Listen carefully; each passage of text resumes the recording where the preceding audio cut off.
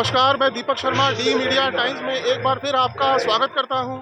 आज हम मौजूद हैं विद्याधर नगर सेक्टर 7 स्थित अग्रसेन हॉस्पिटल के पीछे स्थित प्रांगण में। आज यहां गिरिराज संघ परिवार विश्वकर्मा जयपुर के 25वें वार्षिक उत्सव पर श्रीमद् भागवत ज्ञान यज्ञ का आयोजन किया जा रहा है। हम आपको बता दें कि व्यासपीठ से आचार्य गोस्वामी मृदुल कृष्ण महाराज श्री धाम वृंदावन वाले भक्तों को भागवत कथा का रसपान करा रहे हैं। अध्यक्ष राम रतन अग्रवाल व महासचिव गिरीश अग्रवाल ने बताया कि कथा 12 जनवरी से 18 जनवरी तक रोजाना दोपहर 2 बजे से शाम 6 बजे तक होगी। इस महायज्ञ में 3 बातें ध्यानास्पद है, माने ध्यान देने योग्य है। पहला पल, दूसरा फल और तीसरा बल। पल, फल और बल।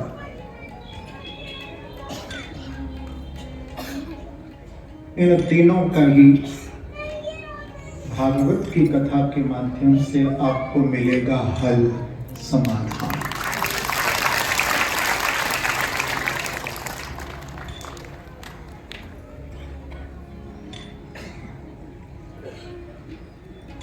कभी कभी लोग फुर्सत में होते हैं, उनके पास फुर्सत का पल, फुर्सत के क्षण होते हैं। और मैं कहा करता हूं कि फुर्सत के क्षण व्यक्ति को नई प्रेरणा दे सकते हैं, जीवन में जोश भर सकते हैं। और आज का जो यंग जनरेशन है वो कहता है ये तो फुर्सत के पल क्षण एंजॉय करने के लिए नहीं। ध्यान रखना, महान कार्य फुर्सत के पल समय में ही होते हैं। जिस श्रीमद् भागवत को आप श्रवण करने के लिए बैठे हैं, जब आप लेकर के शोभा यात्रा में आए थे तो आप इसको अपने बगल में दबा के नहीं लाए थे, आप किसी डिब्बे में रख करके नहीं लाए थे। आप भागवत को कहां रख करके लाए थे? अपने मस्तक पर।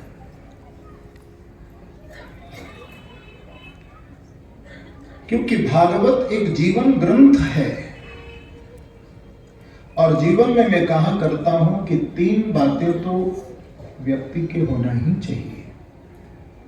एक ग्रंथ हो, एक संत कोई सद्गुरु हो और एक पंथ होना चाहिए। इसलिए मैं कहा करता हूं कि श्रीमद् भागवत की कथा कभी आपको श्रवण करने के लिए प्राप्त हो तो किसी अधिकारी वक्ता से बैठ करके सुनना। कितना अमूल्य समय आप देते हैं। आज भगवान के लिए किसके पास टाइम है, किसके लिए फुर्सत है? लेकिन आप इतना समय प्रभु के लिए देंगे, ये तो उनकी कृपा के बिना प्राप्त हो ही नहीं सकता।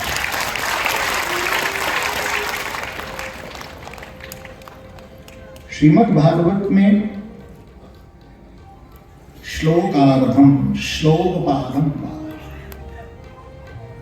देखिए, यदि आपने इस नव वर्ष की प्रभात वेला में बैठकर के यदि श्रीमद् भागवत, क्योंकि ये हमारा जो नव वर्ष है ये लोक प्रचलित है। वैसे तो हमारा चैत्र शुक्ल पक्ष प्रतिपदा से प्रारंभ होता है, लेकिन ये लोक प्रचलित है। और लोक प्रचलित इस नव वर्ष में यदि आप इसकी प्रभात वेला में बैठकर के श्रीमद् भागवत का श्रवण करेंगे तो मेरा विश्वास है कि आपका जो वर्ष शुरू हुआ है, इस वर्ष में यदि आप भागवत सत्संग के लिए एक पल भी आप देंगे तो आपको इस वर्ष पूरा हल ही हल प्राप्त होगा, समाधान।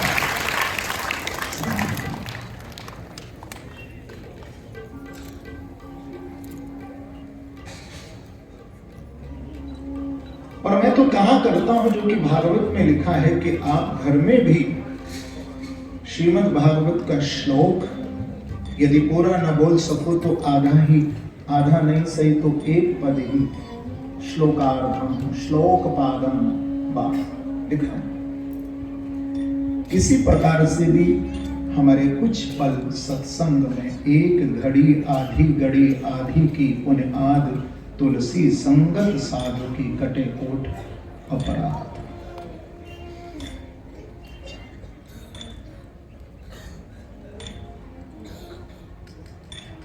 कहते हैं कि श्रीमद्भागवतम नाम पुराणम लोक विश्रुतम। ये श्रीमद् भागवत का जो सप्ताह, श्रीमद् भागवत की कथा जो आप श्रवण करने के लिए बैठे हैं, भगवान को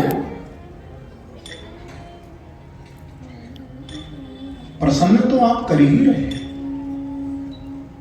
लिखा है कि जो श्रद्धा पूर्वक श्रीमद् भागवत की कथा का श्रवण करता है, और ये कथा में तो एक और संयोग है, वो भी मैं आपसे थोड़ा शेयर कर दूं। ये जो श्रीमद् भागवत सप्ताह महायज्ञ आपके जयपुर में गिरिराज संघ परिवार के द्वारा होता है प्रतिवर्ष, ये आप लोग जानते हैं बिलोची में हमारे श्री राधा रानी गौशाला है ना, आपकी है ना, ये उसके निमित्त से भी है। गौ सेवार्थ ये कथा है, गौ सेवा, क्योंकि हमारे यहाँ मुख्य रूप से 4 माता का दर्शन होता है। सबसे पहले माता जननी, दूसरा धरती माता, तीसरा भारत माता और चौथा गौ माता। ये मुख्य भारतीय संस्कृति में 4 मुख्य मां हैं। और 4 क्या करती हैं? देखिए, मां जन्म देती है, इसलिए कहते हैं जननी जन्मभूमिश्च स्वर्गादपि गरीयसी। सबको भूल जाना, लेकिन ये भगवान राम की वाणी है, 2 को कभी मत भूलना। जननी जन्मभूमिश्च स्वर्गादपि गरीयसी। जन्म माने जिस माता ने हमें जन्म दिया है, उस मां को।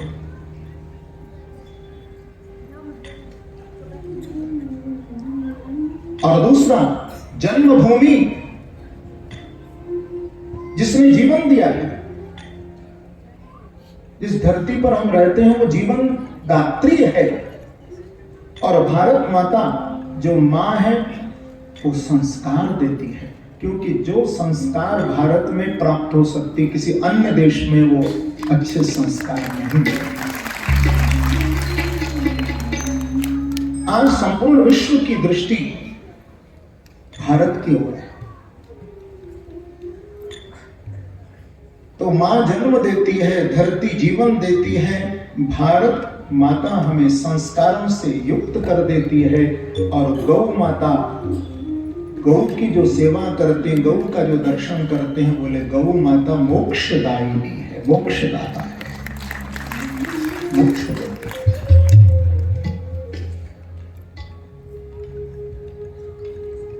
तो इस कथा से तो एक संयोग और जुड़ा हुआ है।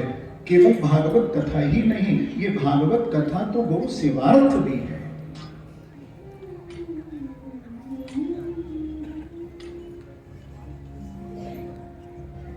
भगवान कहते हैं कि जो श्रद्धा पूर्वक मेरी भागवत की कथा को सुनते हैं, क्योंकि कथा से मैं उस जीव पर प्रसन्न होता, तो एक पल भी हमारा इस सप्ताह में व्यर्थ न जाए। पिबन्त ये भगवता आत्मनः सदा। हम इन कानों के द्वारा इस भागवत रस को पी।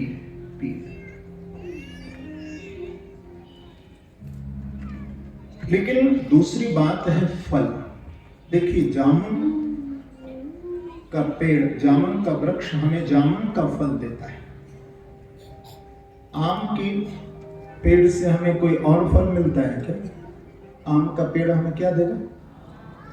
आम का फल देगा। तो जितने भी वृक्ष हैं वो सब हमको उसी के अनुसार उसी का फल प्रदान करते हैं। लेकिन श्रीमद् भागवत को भी वृक्ष कहा है। देखिए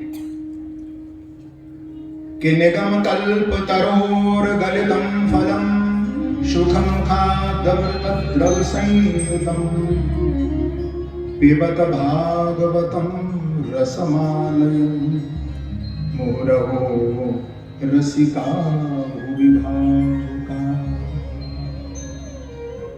श्रीमद् भागवत भी कल्प वृक्ष है, लेकिन भागवत रूपी कल्प वृक्ष क्या देता है? जामुन का पेड़ आपको जामुन का फल देगा, आम का वृक्ष आपको आम का फल देगा। लेकिन श्रीमद् भागवत जो निगम कल्प तरोर गलितम फलम है, ये क्या देगा? ये अपनी ओर से कुछ नहीं देगा। जिस वृक्ष के नीचे आप बैठे हैं, ये आपको मनोवांछित फल प्रदान करेगा, जो आपके मन का संकल्प है। और मैं बहुत अधिकार के साथ ये बात कहा करता हूं। अब मेरे जीवन की तो बहुत संस्मरण है, पर मैं आपको कहूंगा कि आप कोई भी संकल्प लेकर के सप्ताह में भी बैठेंगे तो आपको मनोवांछित फल भी श्रीमद् भागवत प्रदान करेगा। और तीसरा, बल। मैं कहा करता हूं कि भैया किसी पर धन का बल होता है, किसी के पास समाज का बल होता है, किसी के पास परिवार का बल होता है। लेकिन ये श्रीमद् भागवत जिन जिन को भी प्राप्त होती है, न तो ये धन बल से प्राप्त होती है, न जन बल से प्राप्त होती है। जब जब जिसको जीवन में श्रीमद् भागवत प्राप्त होगी, तो भगवान श्री बांके बिहारी जी की कृपा के बल पर ही प्राप्त होगी। और ऐसा बल कौन सा? भागवत की कथा से आपको वो बल प्राप्त होगा जिस बल को कहते हैं आध्यात्मिक बल।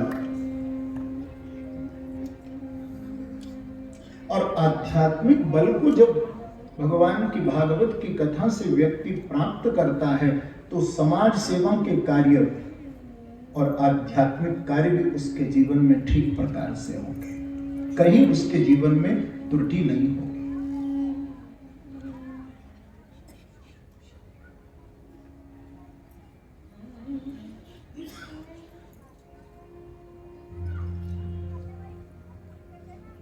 ये श्रीमद् भागवत क्या है?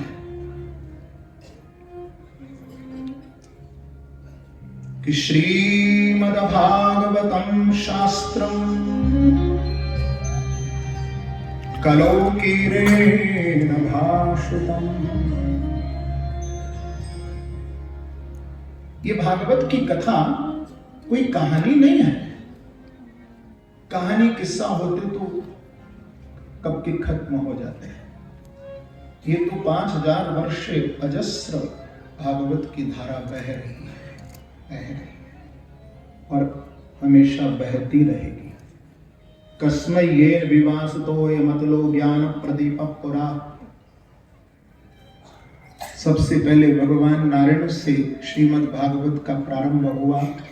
ब्रह्मा जी को दी भागवत, ब्रह्मा जी ने अपने पुत्र नारद को दी, नारद ने वही भागवत वेद व्यास को प्रदान की, वेद व्यास भगवान ने वही भागवत अपने पुत्र सुखदेव जी को प्रदान की, सुखदेव जी से सूत जी महाराज को मिली और यही ऋषि परंपरा में प्राप्त होते होते होते हमको भी प्राप्त हुई और आज आपको भी हम जयपुर में भागवत सुनाएं। श्री बांके बिहारी तेरी आरती आरती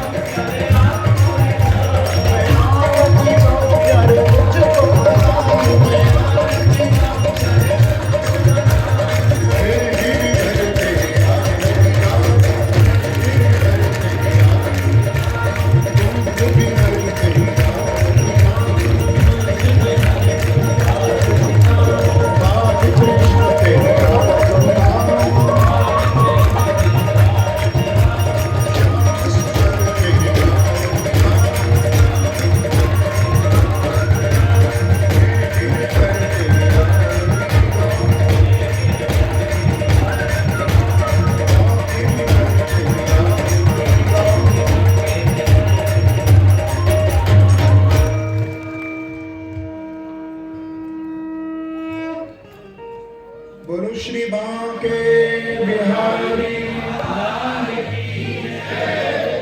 बाल कृष्ण लाल की श्रीमद्भागवत महापुराण की श्री गोविंद देव भगवान की जय जय श्री राम जय जय श्री राम जय जय श्री राम श्री राधे।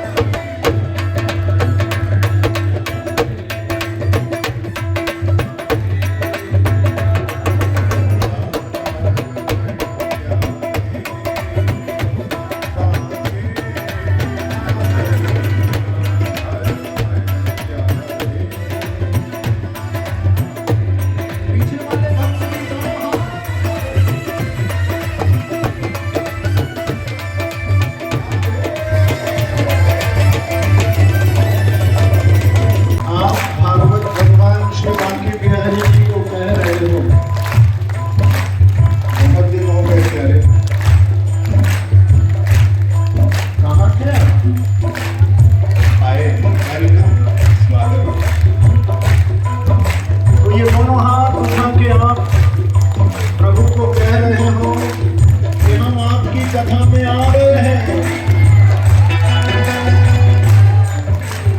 यदि आप नहीं देखोगे तो आपके लिए हमको जोरदार ताली बजाना ही पड़ेगा, जिससे आपका ध्यान हमारी ओर